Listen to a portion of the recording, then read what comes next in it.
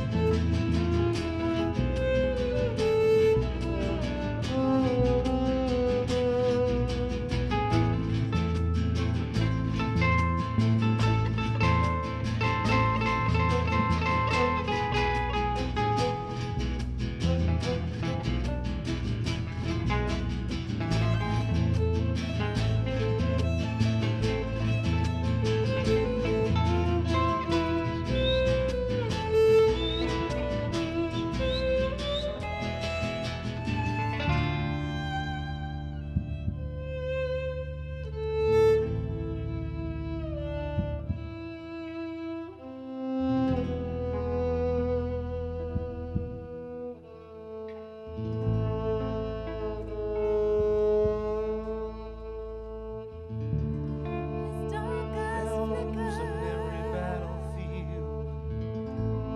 as his blood flows into the sand, like his father and his before him.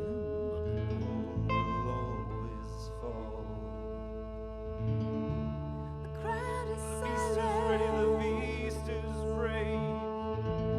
but the music plays,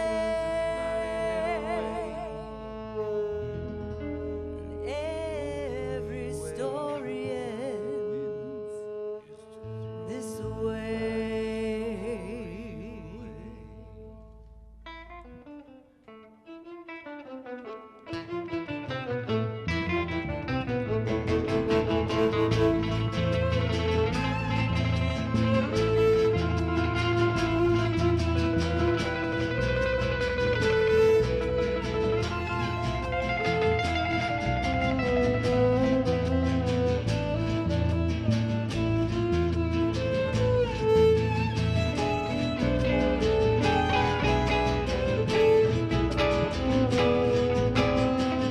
If the bull refused to fight, the treasure sought already lost. The whiskey in your glass could never quench the flame. Can have found, but you can't pin the blame. The fighter asks these questions every night. Then he asks himself one more. Am I a man or am I a god?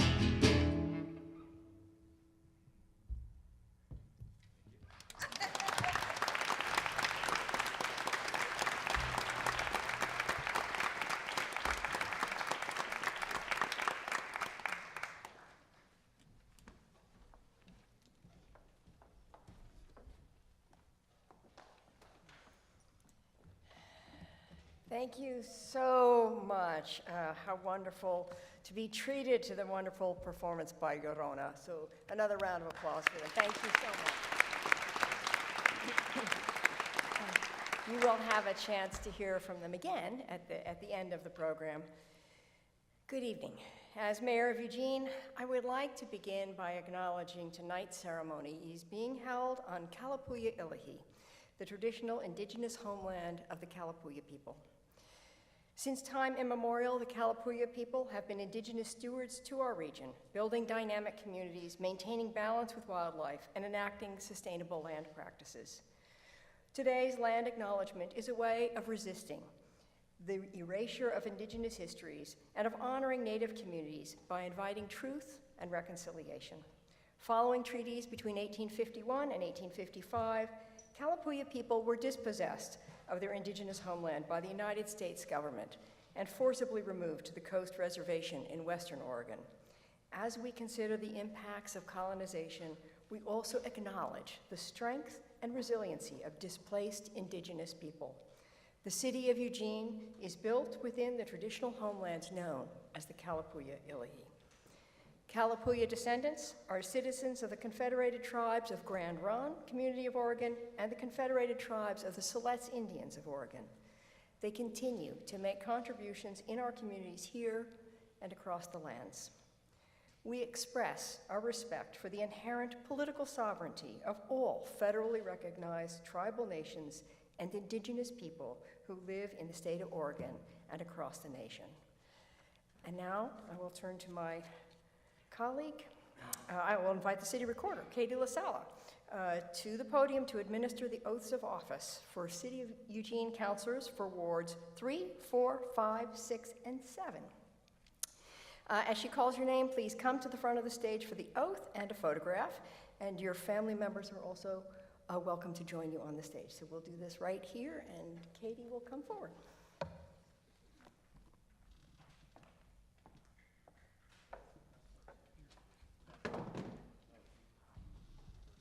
Councilor Zelinka. Oh, not working. Yep. Hello? That works. Okay. So Beth's first, I guess. Okay. Raise your right hand and repeat after me.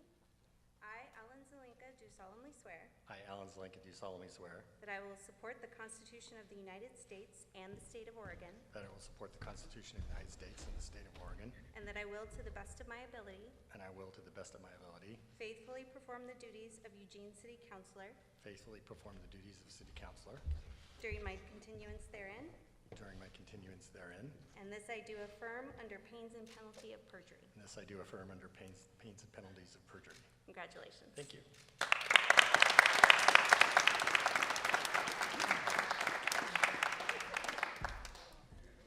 Councilor Ye.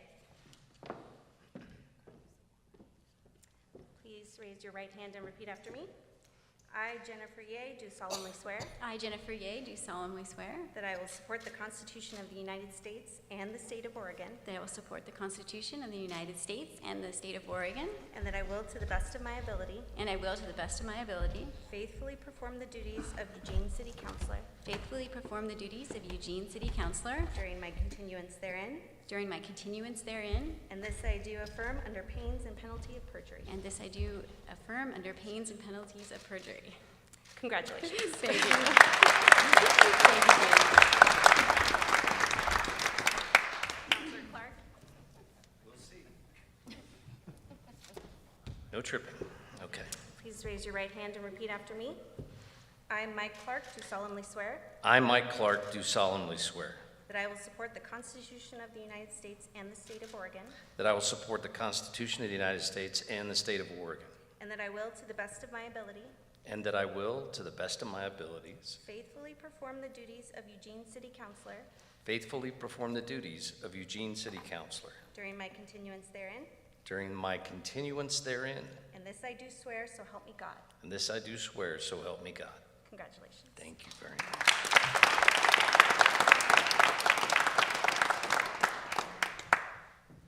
Councilor Evans.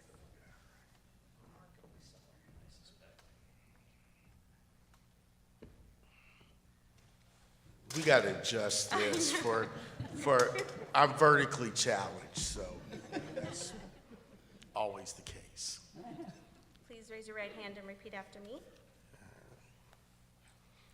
I, Greg Evans, do solemnly swear I, Greg Evans, do solemnly swear that I will support the Constitution of the United States and the state of Oregon, that I will support the Constitution of the United States and the state of Oregon. and that I will, to the best of my ability, I will, to the best of my ability, faithfully perform the duties of Eugene City Councilor faithfully perform the duties of Eugene City Councilor during my continuance therein, during my continuance therein, and this I do swear, so help me God. and this I do swear, so help me God. Congratulations. Thank you.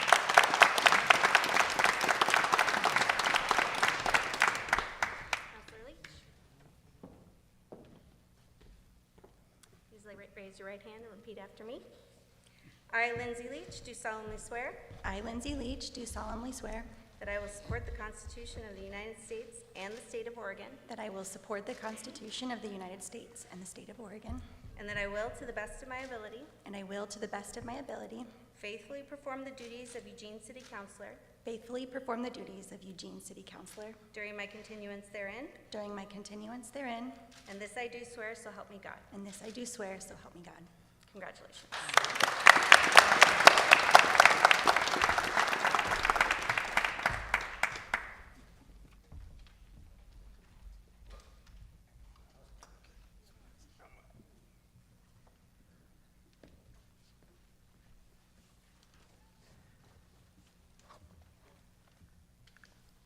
Good evening, everyone, and welcome to the 2023 State of the City message. My name is Greg Evans, City Councilor for Ward 6 and City Council President and your host for this evening's event. We're honored and delighted that you are here to help us celebrate what we have accomplished over the past year, the people who make this such a wonderful community, and to set our goals for the future. I would like to begin by introducing the mayor and the members of the City Council. City Councilor Emily Semple, Ward 1.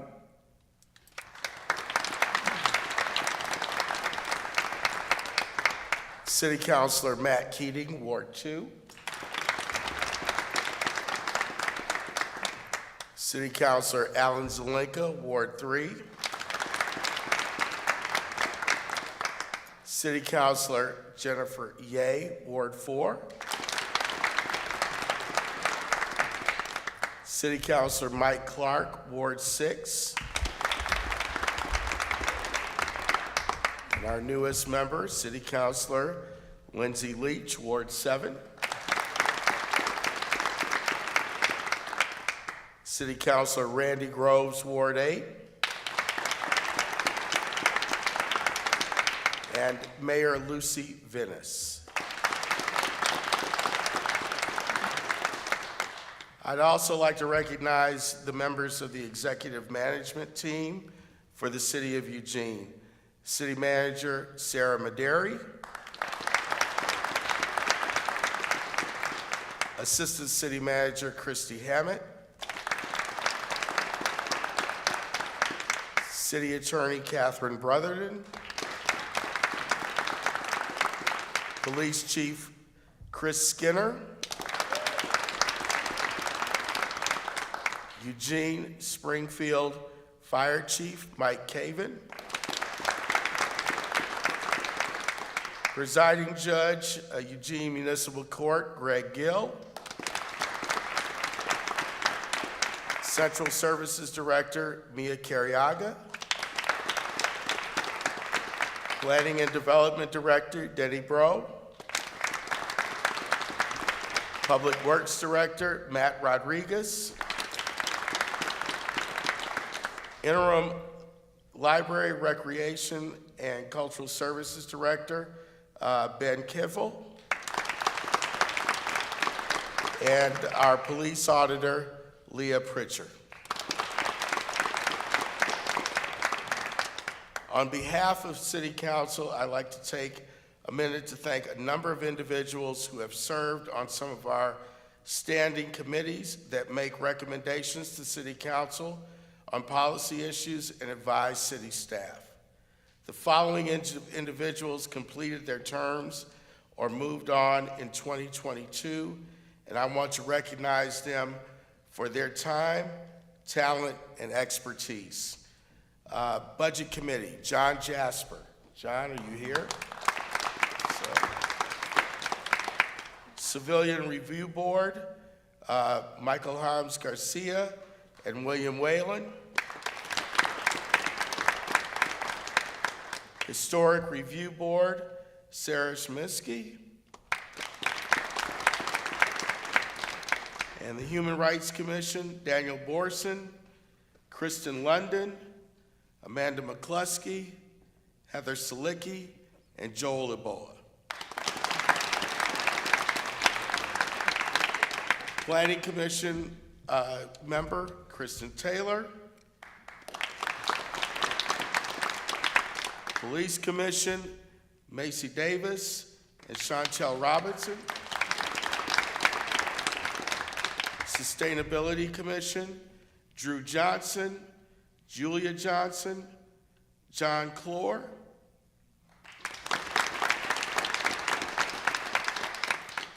Toxics Board, Nicole Patterson. And the Willamette Citizen Planning Committee, Sam Stostic, Laurel Burke, Carl Eisenbach, Ruth Hyde, and Nicholas Gomberg. And I take the time for a personal moment of privilege. I want to thank the Eugene Springfield Fire Department, the Police Department, as well as Lane County Sheriff's Department, who rescued me back in December when I had a medical emergency. I want to thank you guys again for all of your help, your professionalism, and pulling my butt out of the fire. So thank you again, and I want to thank you publicly for that. And I sincerely apologize if I've missed anyone, and thank all of you for your service. And our next video features each city councilor with thoughts of what we have accomplished together in 2022 and what we're looking forward to in 2023.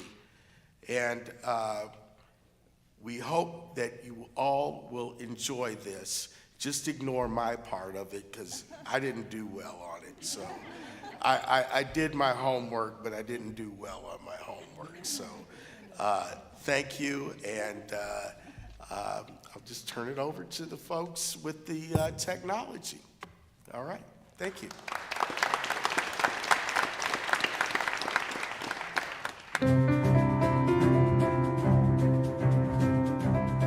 Why do I love Eugene? The people. Eugene residents, by and large, Eugene is a loving, welcoming community.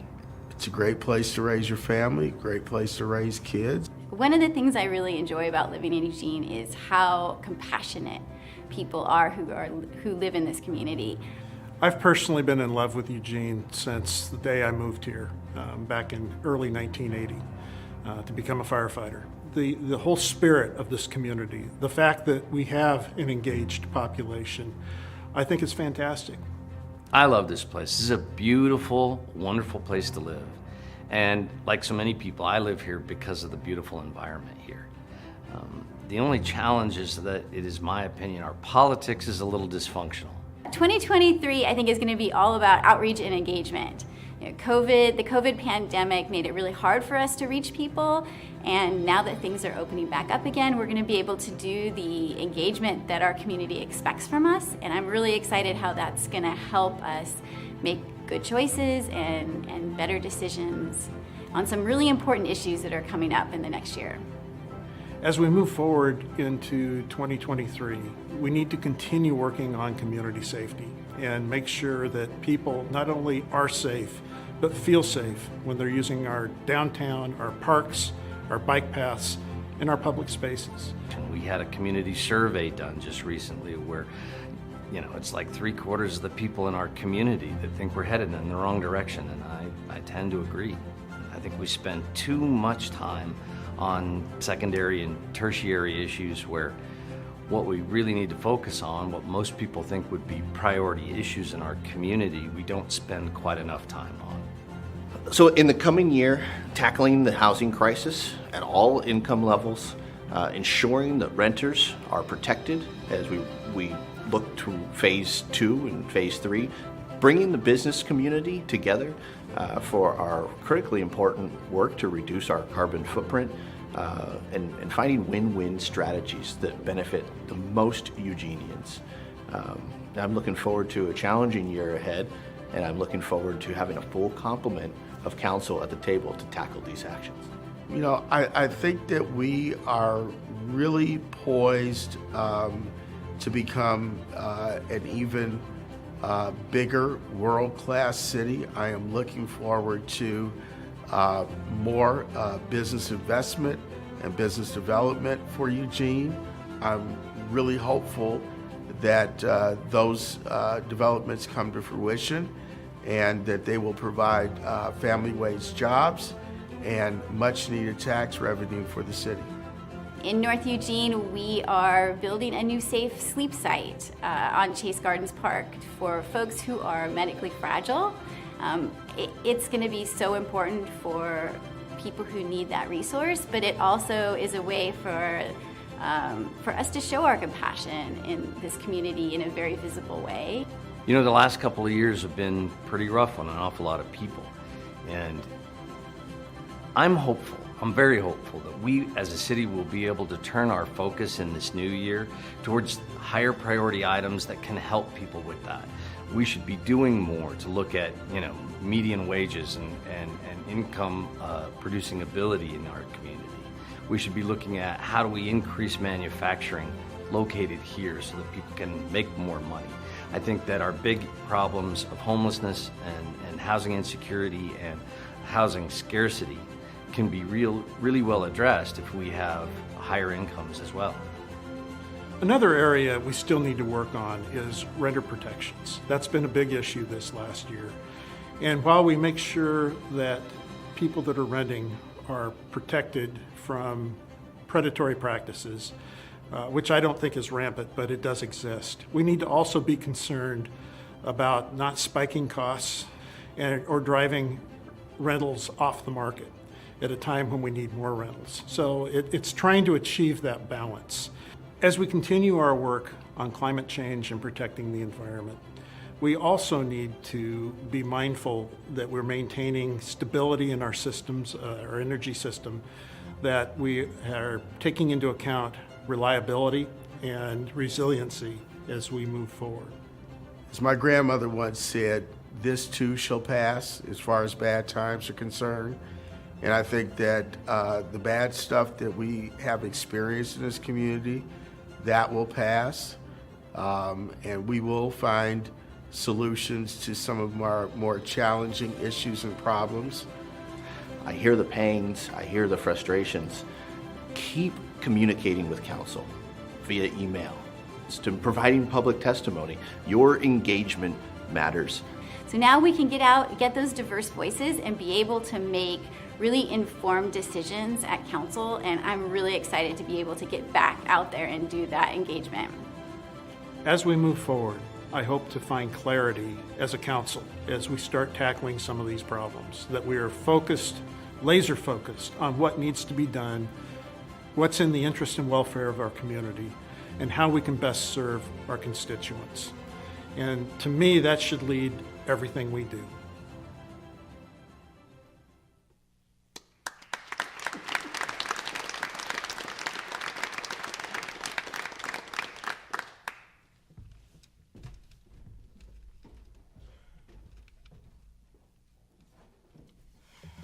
Thank you so much, counselors, for those really important comments.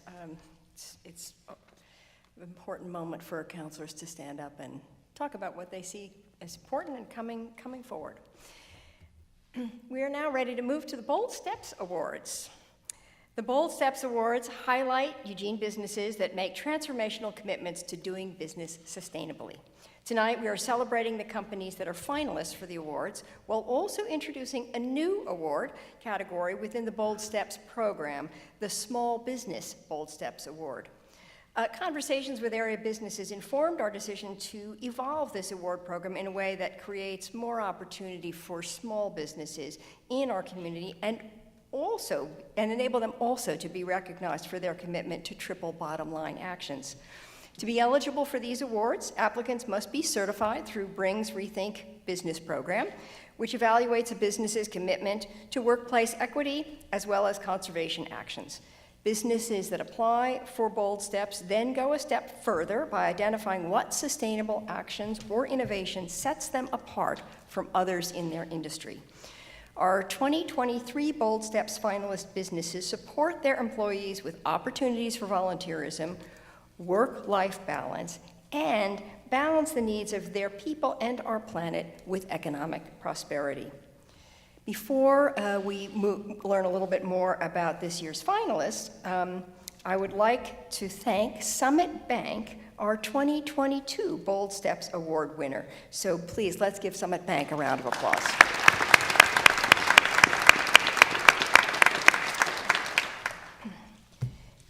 So tonight we will announce the winners of the 2023 awards, but first we're going to show you a video that tells you a little bit more about each finalist. The winners of tonight's award will each receive a trophy for their business to display for 1 year. So we now have 2 of these gasortments that we present.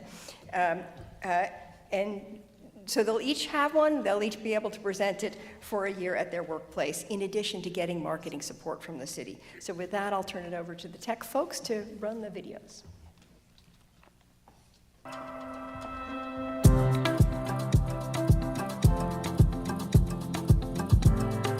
I started We Refill It. I purchase from a company actually based in Oregon. They're toxic-free cleaning products, laundry soap, dish soap. They come to me in 5-gallon buckets, and then I buy candy jars. I fill those and bring them to people's homes, drop them off at their door, and then pick up their empties. So it's a closed loop. I started Threadbare Print House in my garage. We are a commercial screen printing business. We strive to be as sustainable as possible in a pretty toxic industry. One of the boldest steps that we have taken is to only use water-based inks. It's a much harder thing to work with, but in the grand scheme of things, water-based is generally more ethical and kind of a cleaner solution if you can do it correctly.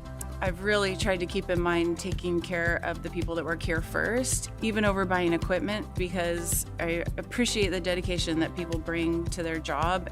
I want to make a difference. I want to be the kind of company that people respect and believe in and want to work at. We have a great group of people who are really dedicated to really being excited about what we do here and what we can achieve as we grow over the next couple years. What's different about Kesh is that we are a salon, that's our profession, but that's not what we're here to do. What we do here is your hair, but what we hope you leave with is a better sense of self and knowing who you are and what you can accomplish. We use a lot of products that are sustainably created, packaged, all that stuff. We do partner with an organization called Green Circle Salons, and they basically take all of our waste and they recycle it in unique ways. Our goal for Kesh is for it to be a launch pad for the women who work here to be able to follow their dreams. Even if hair is just something they do, it's not their end goal. I feel really lucky that this is where we're at. We truly have an incredible community here.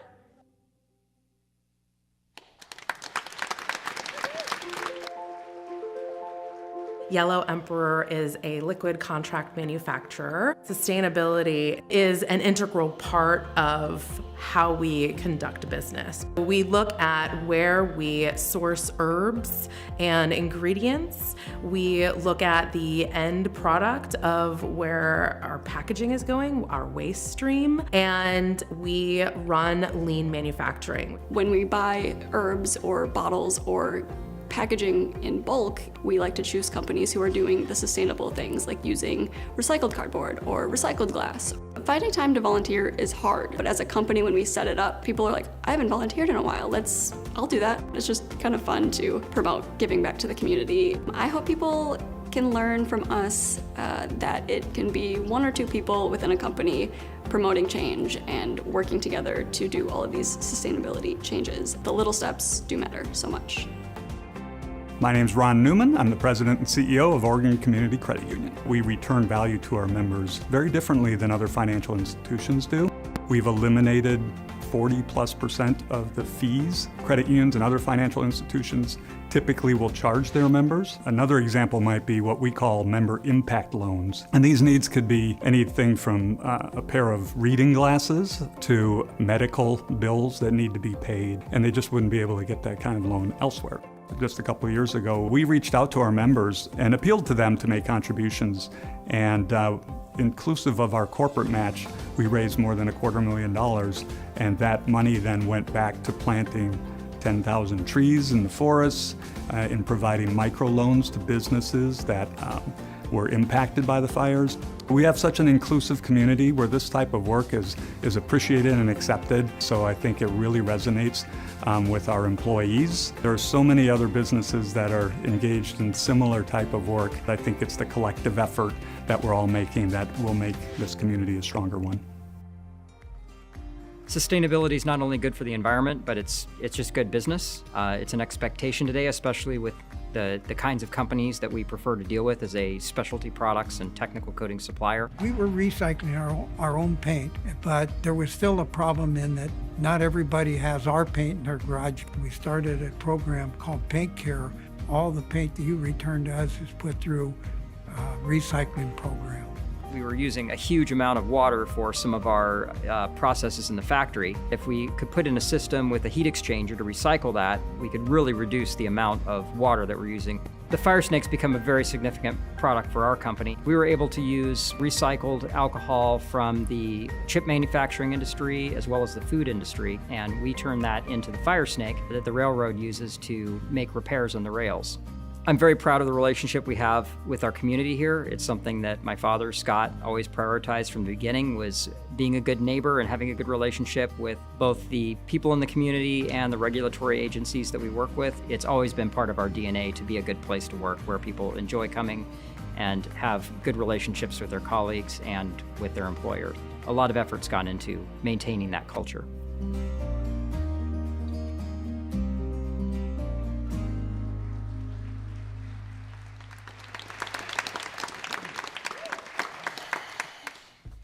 Very impressive businesses. You always think you know everything that's going on in this community, and then you see some videos like that and you realize how much good work happens here that we're just not aware of unless we have a public event like this and we recognize and acknowledge people. So I really want to extend my just appreciation and my gratitude and my awe for the work that businesses do in this community and that these Bold Steps Award winners have all done. But we only get to pick two, a large business and a small business, and the first, I will announce the big winner, and the winner of this year's Large Business Bold Steps Award is Forest Paint. And I would like to invite you to come up. I know we have members of Forest Paint in the audience, I believe, and you're welcome to come up to accept the award. And I'm happy to give you a couple of minutes to say a few things if you'd like.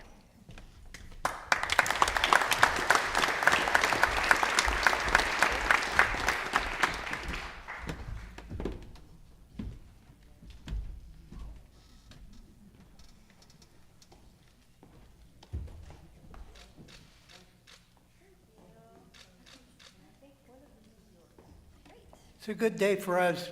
Actually, yesterday was our 50th birthday as a company. So.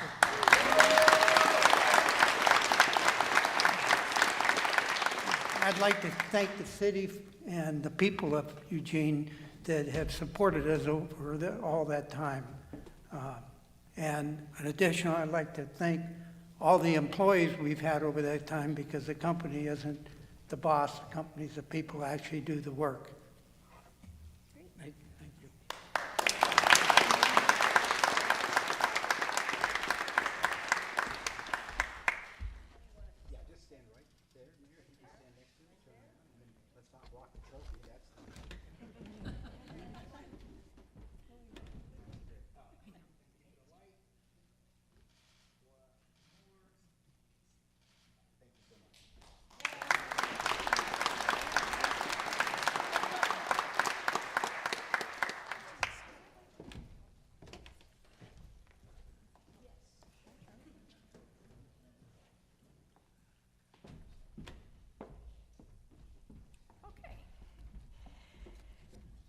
And now, it is my pleasure to announce the first winner of the Small Business Bold Steps Award.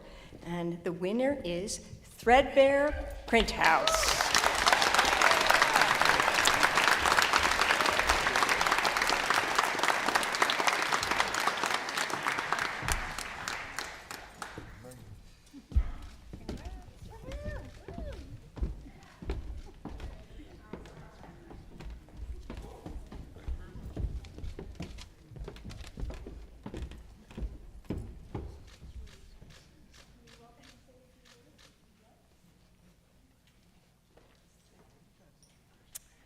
Thank you, everyone.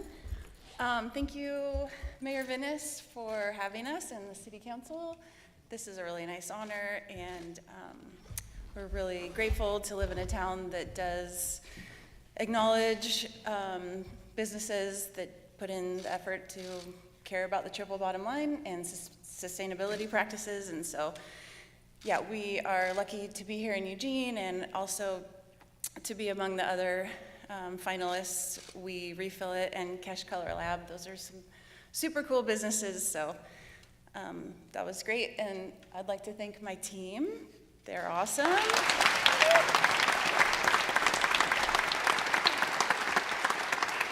These guys show up every day and make shirt happen.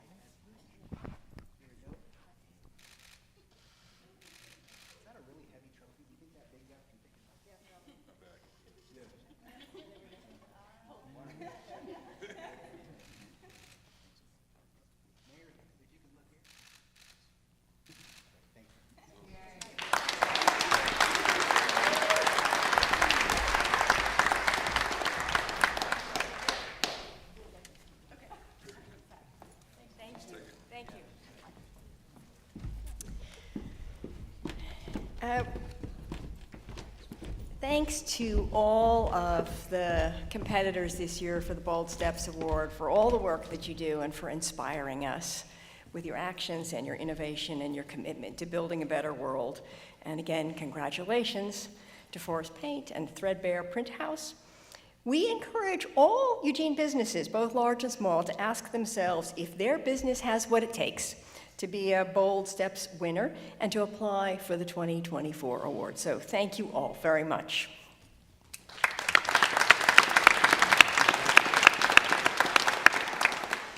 And now, the next item on our program tonight are the Community Service Awards, and this is really sort of another one of my favorite roles as mayor, is being able to formally recognize people and organizations who do incredibly important work, often as unsung heroes in our community. And this is an opportunity for us to sing their praises. And so I'm really wonderful it's wonderful to have this opportunity. These are organizations that show excellence in the work they do, leadership in building partnerships, and creating sort of outstanding service and taking initiative in our community. So I am pleased to present this year's awards to 2 organizations and 1 individual, and who we believe as a community really went above and beyond and helped point the way to important work and made very important things happen. The first of these award winners is the Laurel Hill Center. And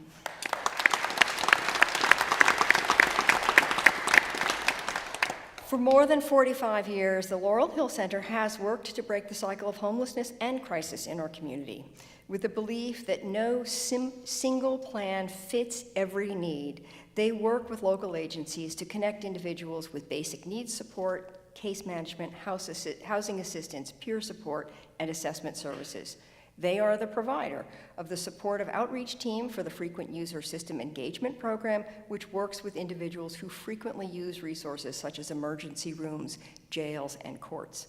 Since January 2022, reports from the Lane County Human Services Division show that Laurel Hill has served 78 individuals who experienced homelessness and are high utilizers of crisis services.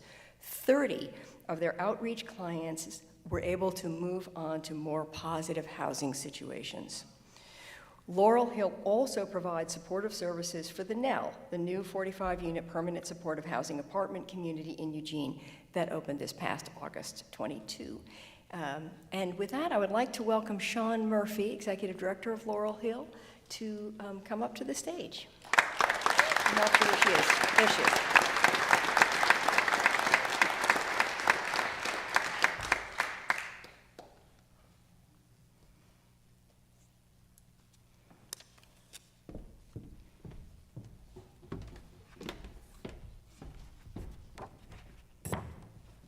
Welcome.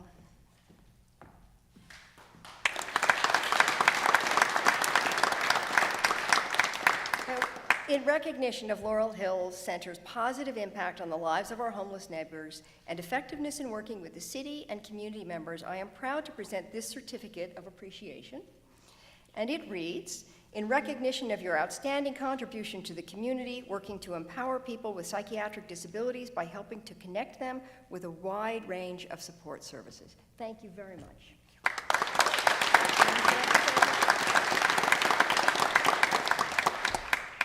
I just want to say thank you to the City of Eugene for acknowledging the services that we provide. I also want to say thank you to all the individuals that over the past 4 decades have allowed Laurel Hill Center staff to come into their lives and help them on their recovery journey. And none of that would have not happened without my wonderful and awesome staff, both past and present. And I'm just saying hello to all of them who are watching this on the TV. So, so thank you very much.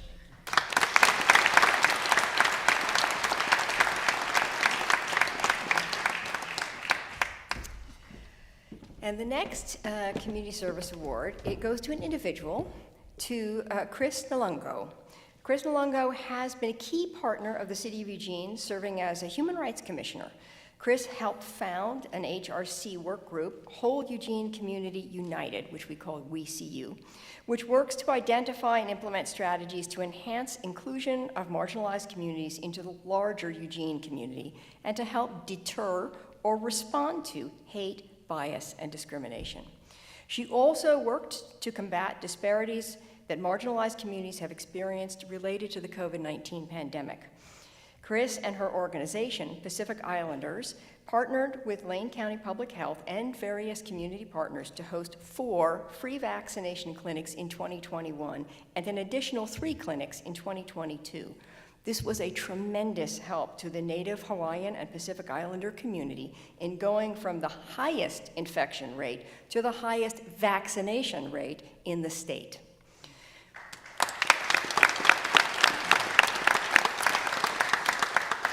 When Chris is not actively serving our community through her human rights and social justice initiatives, she is spreading cultural and community awareness in her numerous educational roles, including as an adjunct professor for Southern Oregon University's Ethnic and Racial Studies Department, as an advisor for numerous clubs, and as a community-based Hawaiian language instructor.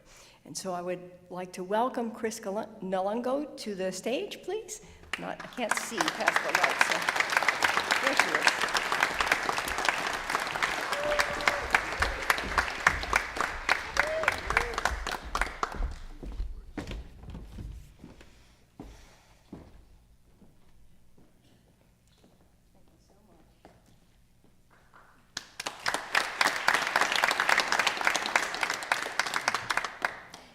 In honor of her dedication to creating a stronger, healthier, and more inclusive community for everyone, I am proud to present Chris Nalungo this certificate of appreciation that reads, in recognition of your outstanding contribution to the community by addressing inequities in COVID-19 vaccine distribution in the Asian American Pacific Islander community, and by founding the Whole Eugene Community United work group to enhance inclusion of marginalized communities. Thank you.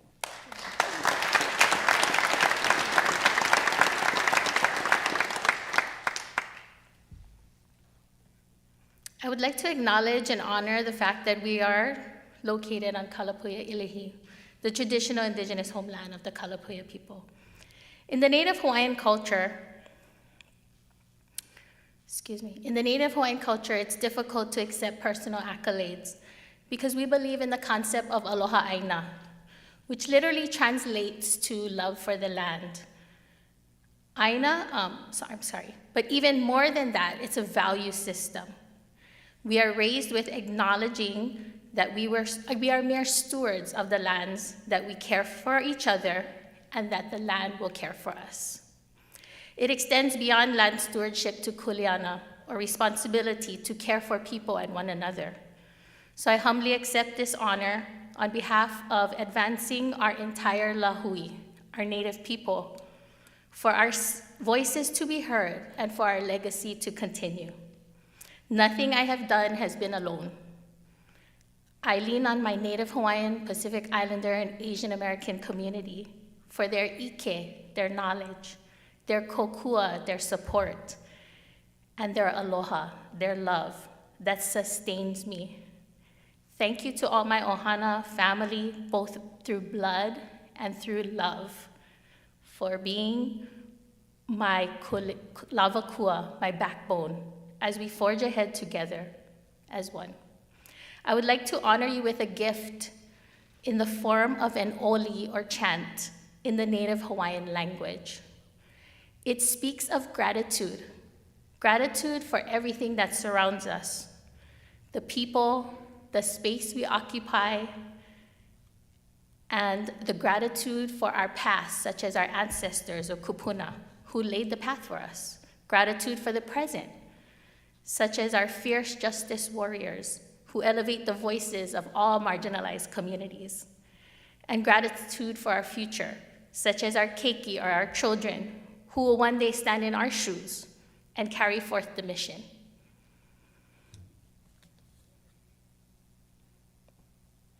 Uhola ia kamakaloala, pave. Uhola ia kamakaloala, pu'ai ke alohala. Kukai ini kahaloala, pavehi mai na lehua. Mai ka ho'oku ia ka halavaila, mahalo e ke akua. Mahalo me na kupuna la ea, mahalo me ke alohala. Mahalo me ke alohala. Thank you, Mayor Venice, City Councilors, and the City of Eugene for this honor, which I humbly accept on behalf of the Native Hawaiian, Pacific Islander, Asian American community with gratitude and love. Aloha.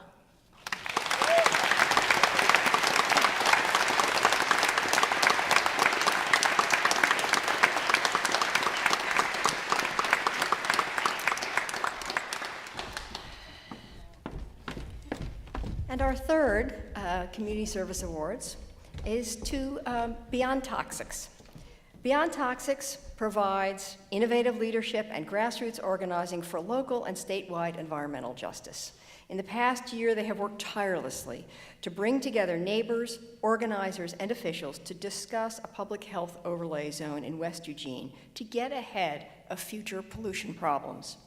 They have continued the important work of honoring and enhancing the Kalapuya wetlands and completed a beautiful new 60-foot mural at Westmoreland Park this past July.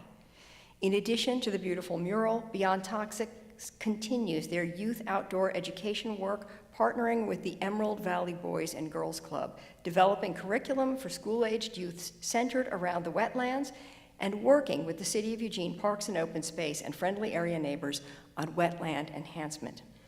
Beyond Toxics is also a participant in the Toxics Right to Know program, a program that requires certain manufacturers to provide information to the public concerning the use and disposition of federally listed hazardous substances. So please welcome Lisa Arkin from Beyond Toxics. And staff.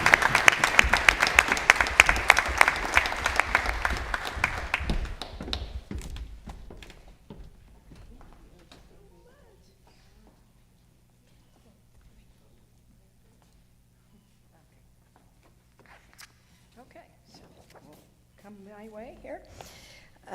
In gratitude for your critical work, I present to Beyond Toxics the Certificate of Appreciation, which reads, in recognition of your outstanding contribution to the community, honoring our Native communities, and advocating for public health through your innovative policy leadership and grassroots organizing for local and statewide environmental justice. Thank you. Thank you, Mayor. Yeah, take that.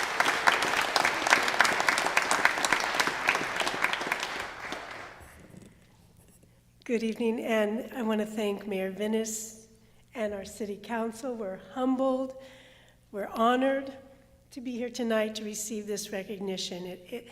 Eugene, the City of Eugene birthed Oregon's first environmental justice organization, so you should be very proud of that.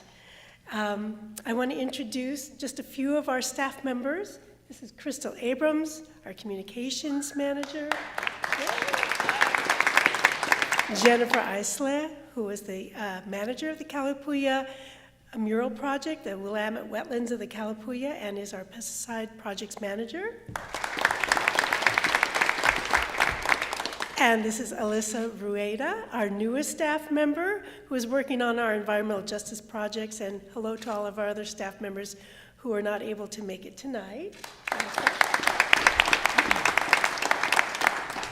And I just want to say I remember the very first time that Beyond Toxics came before the City Council and spoke the words environmental justice.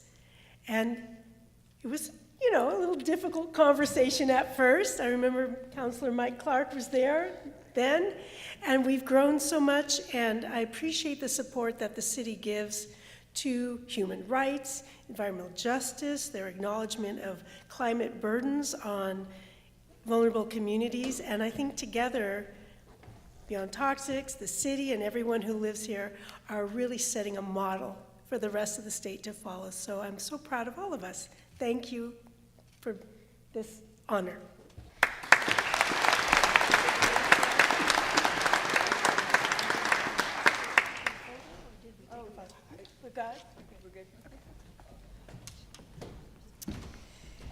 I just want to say again, thank you to all of you for your wonderful work for this community. We are a better community for your efforts, and we are wiser, and we are fairer, and we have hope for the future. So thank you for all that you do for us. And now I guess I'm turning it back over to my colleague, Councilor Evans.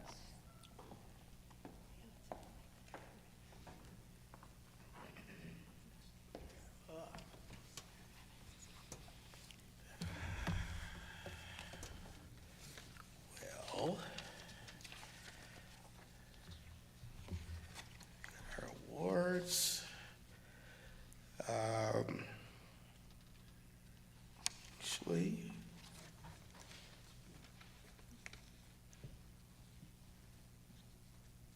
Actually, I believe that this is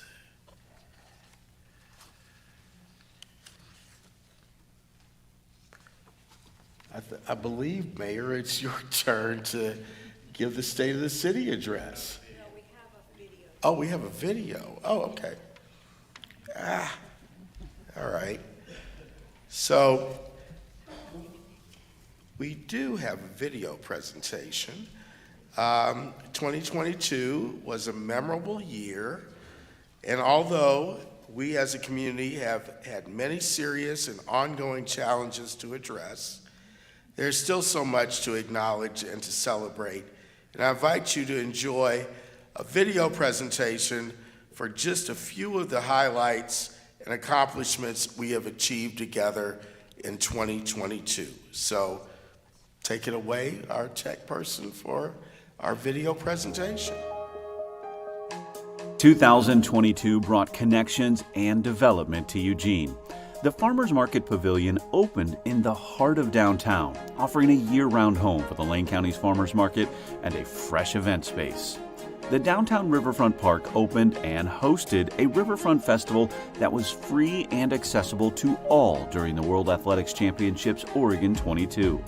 These big events and new facilities brought renewed energy and excitement after 2 years of the COVID-19 pandemic.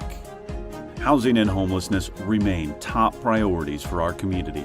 The City of Eugene continues to address these challenges with its housing implementation pipeline to increase affordable and supported housing, boost the overall housing supply, and add shelter and resources for unhoused people.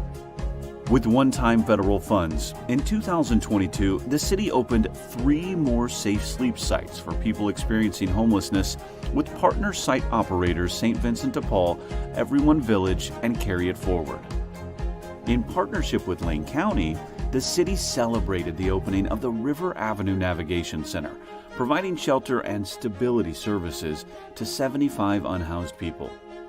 With support from the city, community housing agency Homes for Good opened The Nell, a permanent supportive housing complex for 45 residents who had previously been chronically homeless. These city-supported projects have added nearly 300 spaces for people to receive help, recover, and plan for the future.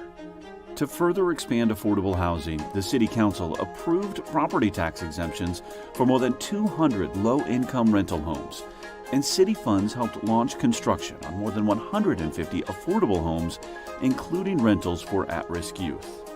With funding from the Community Safety Payroll Tax, an integrated approach is addressing the city's safety and quality of life. The plan bolsters police officer staffing while increasing alternatives to police like community service officers to respond to non-emergency calls. Street Crimes Unit officers work closely with the community to solve emerging issues.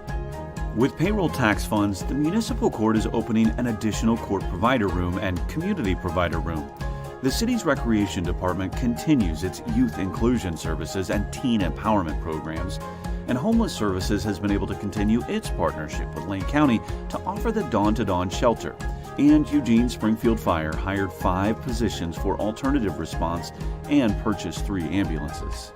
In 2022, both the Community Advisory Board annual report and an independent auditor completed initial reviews of the community safety payroll tax spending and found distribution aligned with the ordinance. The passage of the 2018 Parks and Recreation Operations and Maintenance Levy continues to keep our parks cleaner, greener, and safer. With the addition of 2 full-time park police officers, 2 full-time park ambassadors, and seasonal park ambassadors, our park system has coverage 7 days a week. The levy-funded cleanup response team removed more than 4,700 cubic yards of waste and hazardous materials and abated more than 600 instances of graffiti. Levy funds help maintain new bond-funded parks, renovated and expanded community centers and pools, support improved trails, reopen restrooms, and provide improved maintenance throughout the system, ensuring a better experience for everyone. Voters also supported preservation and safety throughout the transportation network with the passage of the 2022 street bond. The resounding yes vote infuses an additional $61 million for street repairs, safety projects, and street trees. The state's first publicly owned renewable natural gas facility opened at Eugene's Regional Wastewater Treatment Plant. The project, commissioned in partnership with the cities of Eugene, Springfield, Lane County, and the Metropolitan Wastewater Management Commission, offers a more sustainable way to utilize biogas, a byproduct of the wastewater treatment process. Instead of flaring the excess biogas, the new facility converts it into renewable natural gas. That gas is then sold back to the local gas utility and injected into the pipeline for reuse and highlights the region's commitment to a greener future. As part of Eugene's Climate Action Plan 2.0, the City of Eugene is planting new trees to help clean and cool our air. In 2022, the City Council increased tree planting funds by $50,000 annually, supporting an additional 635 trees in Eugene's hottest and underserved neighborhoods. A growing network of green infrastructure enhances the livability of Eugene's urban areas and connects our green spaces. Rain gardens, medians, and street tree plantings weave natural systems into the urban environment. Green infrastructure provides critical ecosystem services like stormwater treatment, flood mitigation, and improved air quality. As wildfire lingers on the minds of Oregonians, 323 acres of hazardous fuels were removed from Eugene's natural areas last year, increasing public safety while enhancing habitat. As we move into 2023, city staff and projects continue to focus on citywide livability, utilizing feedback from the community survey to guide our work. We look forward to continued engagement and working together on Eugene's priorities, big and small.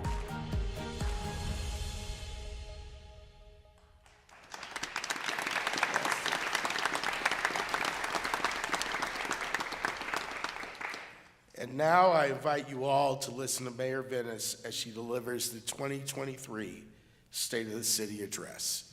Mayor Venice.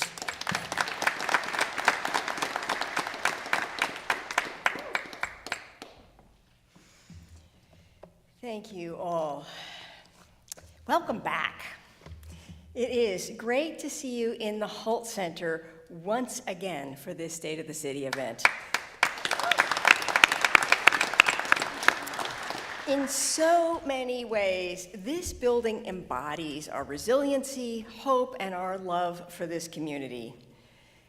There is a famous quote from Gandhi, "Be the change that you wish to see in the world." I've been thinking about this phrase a lot lately, and coming together in this community space is a moment to rekindle our shared vision of the city we wish to be in the world.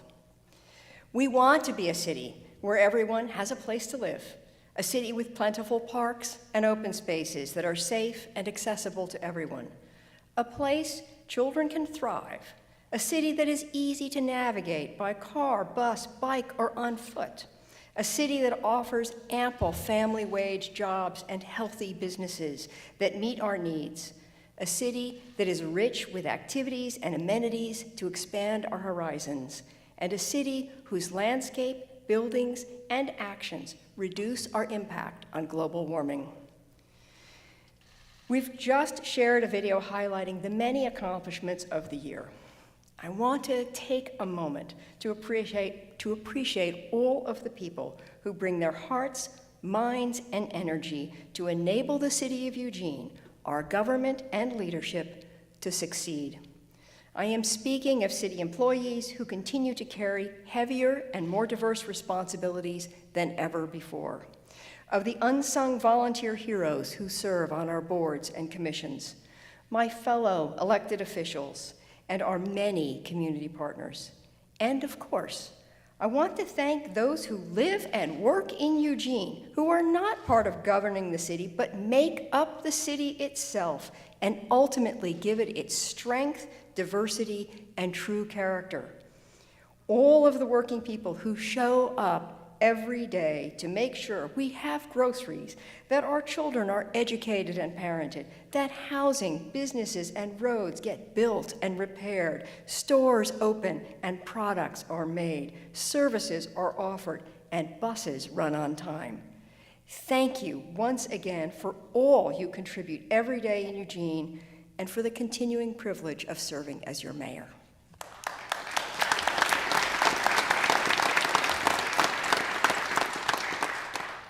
Tonight I will talk to you a bit about the accomplishments of the last year and our goals for the year ahead, but I also want to highlight how those step-by-step accomplishments, that steady and sometimes slow progress, brings us closer to the big picture, to becoming the city that we want and need to be. In 2022, the city conducted a community survey of households across the community. The results were not surprising. They reflect your continuing concerns about our city and the issues it faces. Homelessness, housing, public safety, and climate change still top the list of things you want the city's leadership to address. These problems are decades in the making. They reflect the impact of generations of neglect of housing and public health needs and a long-term dependence on fossil fuels. This work is generational. We are the generation holding the bag. It is our job, the challenge of our era, to persevere in realizing our vision and not to pass the burden of these challenges onto our children and grandchildren.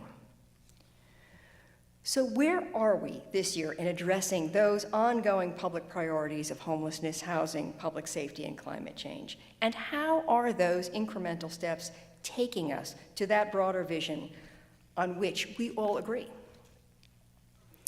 First, the impacts of homelessness. This is the top concern on everyone's list. In 2022, parts of our city witnessed great progress.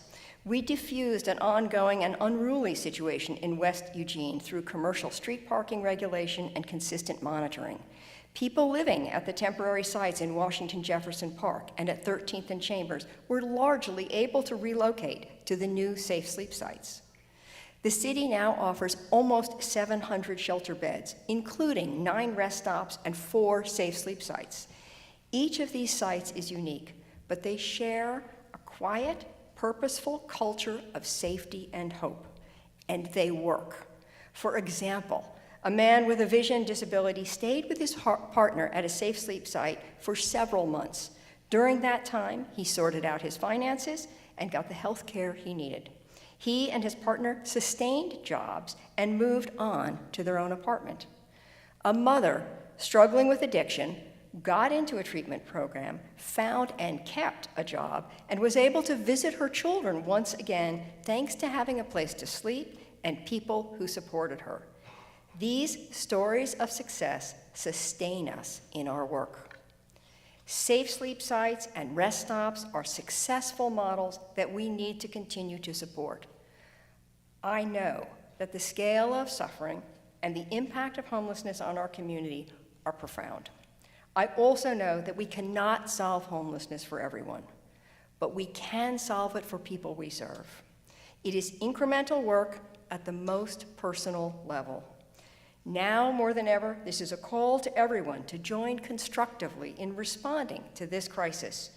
We need to keep our successful programs in play and, importantly, to advocate for more support from the state and federal governments so we can continue to increase the number of people we serve.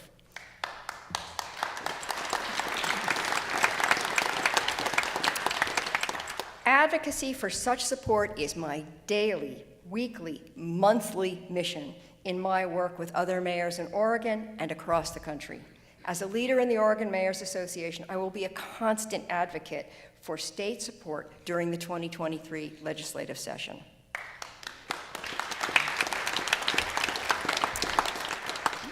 We continue to rely on and build on our partnership with the county and the nonprofit providers who deliver the assistance to people in need. We are not alone in this challenge, but Eugene and our partners are innovative leaders in implementing solutions. Our city is a recognized leader at the state and federal level, and our work is a model for others.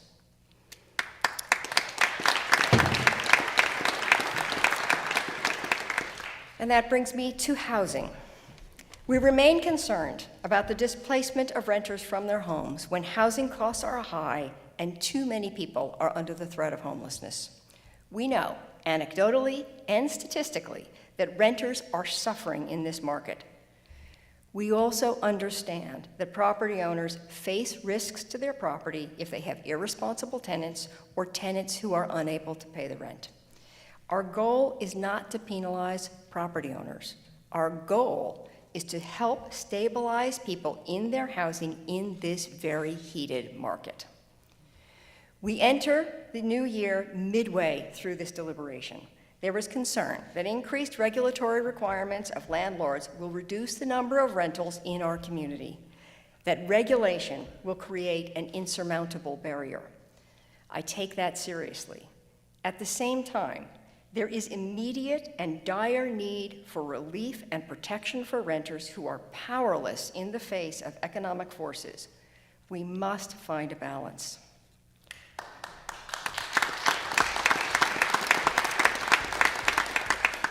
All counselors understand that the long-term solution to housing cost and availability is to build more housing. One of Council's first actions in 2022 was adoption of the Housing Implementation Pipeline, or HIP. The HIP outlines our goals to create more housing of all types, including more affordable homes, as well as addressing the needs of renters. The HIP also outlines the toolbox of funding and incentives to promote housing development, both state and federal sources, as well as local policies enacted by council. Middle housing dominated the first half of 2022 at council meetings and public forums. I have advocated for middle housing since taking office in 2017. I am proud of the council for voting unanimously on a package of zoning code changes that not only comply with state requirements, but include incentives to encourage more affordable units to be built. It took incremental, thoughtful work by councilors, staff, and members of the public to get to that vote, and it depended on extraordinary levels of public engagement. The city team won a state award for their multifaceted and deliberative outreach and information gathering. This is a significant step, and it is key to enabling us to meet the desperate need for housing in our community and also meet our climate goals. The construction of middle housing within a short walk to major corridors aligns with council's decision to study 5 major corridors for enhanced transit and improved biking and walking. This policy, coordinated with Lane Transit District, is intentionally incremental. Each corridor is unique. In each step along the way, the city will engage the affected neighborhood as well as the whole community. The consideration of MX and other transit corridor improvements are components of our gradual and thoughtful progression toward the Eugene of the future, a city that enables more people to live close to transit and to reduce our dependence on gas-powered cars. We all have a voice and role to play to build that resilient city of our near future. Public safety is number 3 on the list of top concerns in our community. We are experiencing more gun violence, more guns in the hands of people with mental health issues, and more violence and threatening behavior associated with drug dealing and drug use. Much of the worst of this behavior last year occurred in West Eugene and in our downtown. While some of this drug use and violence happened within our homeless community, it is critical not to conflate homelessness and public safety. Our city programs are designed to provide shelter and services to those who want and need it, and to enable our police department to target their work toward criminal activity. In downtown in particular, there's a lot of terrible behavior that falls short of criminal, but nevertheless is frightening and unacceptable. In 2022, the city followed 3 tracks. First, the police department continues to hire more officers and to direct the Special Crimes Unit to address the worst violent and drug-related activity, and they continue to succeed in finding and arresting this higher level of criminal. Second, the city has a constellation of alternative response teams, non-uniformed and unarmed. The most well-known, of course, is our contract with Cahoots to respond to mental health emergencies, but we have added other teams to meet needs across the city. We know we need more eyes on the street to hold people accountable for their behavior and to be more responsive to our community's needs. In 2023, Council will hear recommendations for better targeting and coordinating of our alternative responses to uniformed officers. And third, as you well remember, questions about police actions and accountability and fairness and safety for people of color dominated the headlines in 2020. The public unrest led Council to appoint the Ad Hoc Committee on Police Policies, which presented its recommendations for reforms in 2021. In 2022 and into 2023, Council is reviewing those recommendations related to our civilian oversight system of the Eugene Police Department. This system is a model that other cities seek to replicate. At the same time, it has been in place since 2008, and the Ad Hoc Committee's recommendations present an opportunity to consider possible adjustments.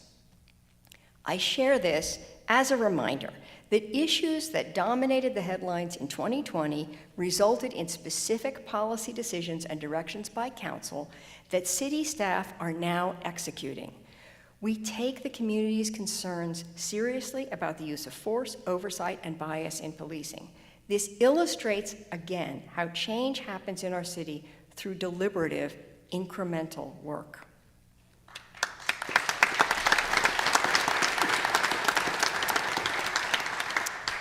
Climate change. Council's response to climate change was front and center in 2022 and will continue to be a priority this year. As you may recall, the Climate Action Plan 2.0 identified transportation and buildings as 2 of 3 key contributors to greenhouse gas emissions. The Council has already adopted a range of transportation and land use policies to reduce the fossil fuels in transportation. In 2022, our focus turned to the impact of buildings on climate. The work was framed by 5 motions put forward by our former colleague, Claire Syrette. Those motions pointed in 2 directions. First, to guide or regulate the energy source for new construction, and second, to improve the resiliency and sustainability of existing buildings. We are doing this work in stages, the first of which would prohibit the use of fossil fuels in new low-rise residential construction initiated after June 2023. This will come to a vote soon. In my mind, this is straightforward. Housing policy is climate policy. What and where we build is key in our response to climate change. This policy also aligns with our housing priorities to increase the supply of smaller, more compact housing, which is also more energy efficient. Regarding existing buildings, Council has reviewed an extensive report about the costs and benefits of retrofitting residential, commercial, and industrial buildings over time as technology and costs make those changes feasible. We have received a lot of public comment about this work. Some strongly urge Council to act quickly and decisively to reduce our consumption of fossil fuels. Others fear that Council's action will literally turn off the gas. I will say just a few things about my perspective on this work. It is essential and urgent. We are seeking to anticipate, create, and respond to a systemic change in our energy system. We are not requiring behavioral or lifestyle change by the individual consumer. We are not taking away natural gas. We want to support future consumer choices that are part of the solution to climate change rather than choices that deepen the problem.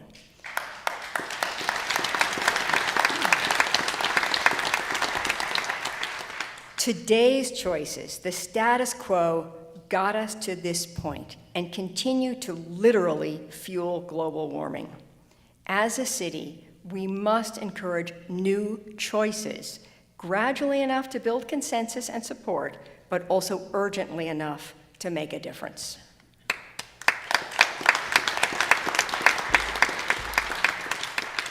That thinking also applies to our business community. We are looking at the types of buildings and the heating and cooling systems they require. We are seeking to understand the difference between an office building and a grocery store in their energy consumption and the potential for lower fossil fuel use and emissions in construction and appliances. We aim to do this work deliberatively, not reactively, in a way that furthers our climate goals and supports rather than disrupts existing and future businesses. The choice is not to do nothing or everything all at once. It is to take incremental actions to make Eugene a city that is sustainable on this warming planet.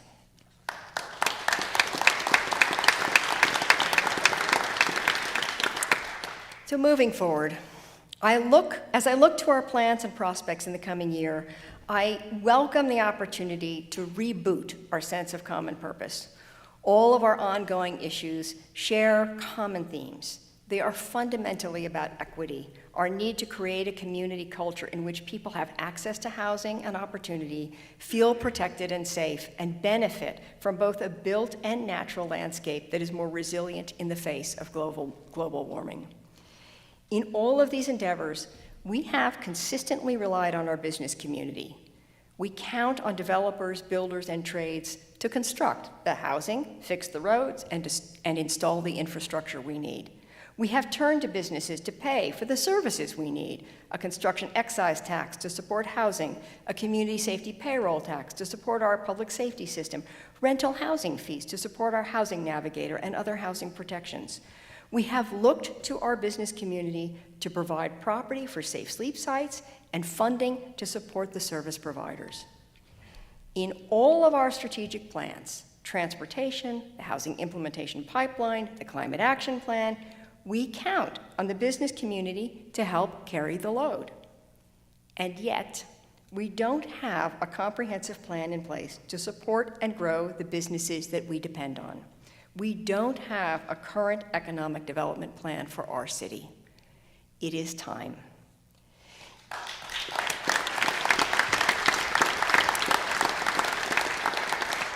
In 2022, I convened monthly meetings of a Mayor's Business Advisory Council that informed my thinking about the range of issues before Council. This year, I will take the next step based on insights from that advisory council and concerns raised by the public.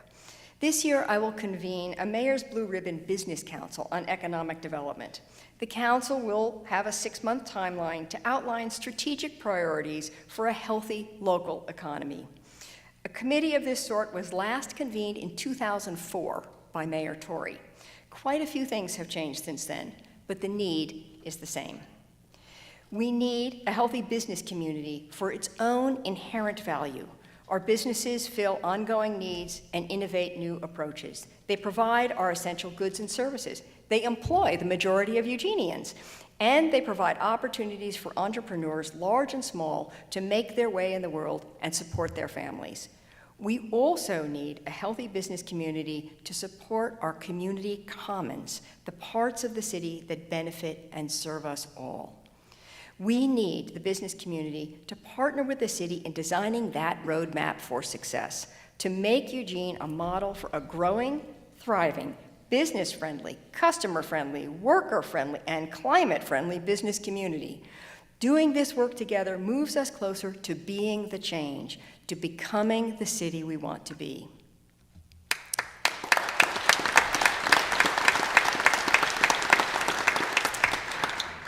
As I said before, this is generational work. This year marks the 3rd year of the Mayor's Youth Advisory Council. This dynamic group of high school students has matured as an organization, and their priorities reflect their perspective as teenagers growing up in this community. As they learn to contribute to our policy discussions, we need to listen and learn from them. Their perspective is not the same as today's adult leaders. And yet, we are building the city they will lead in the future. They are the change, and they need to be our partners. You will hear more from them in 2023.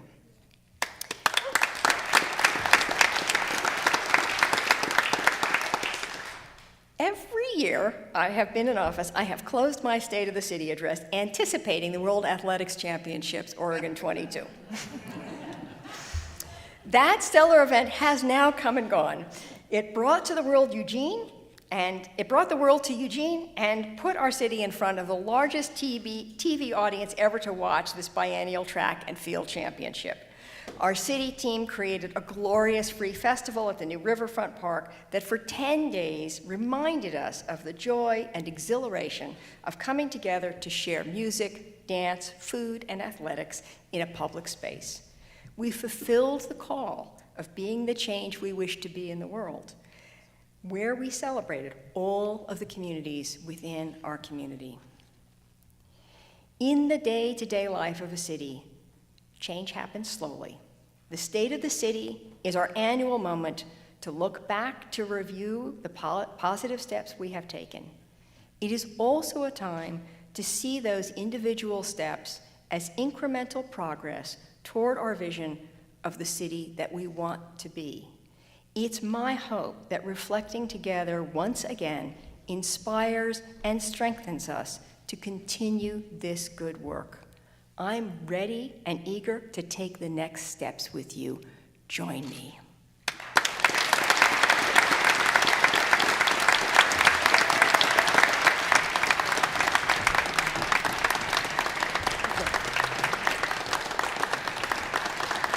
Thank you.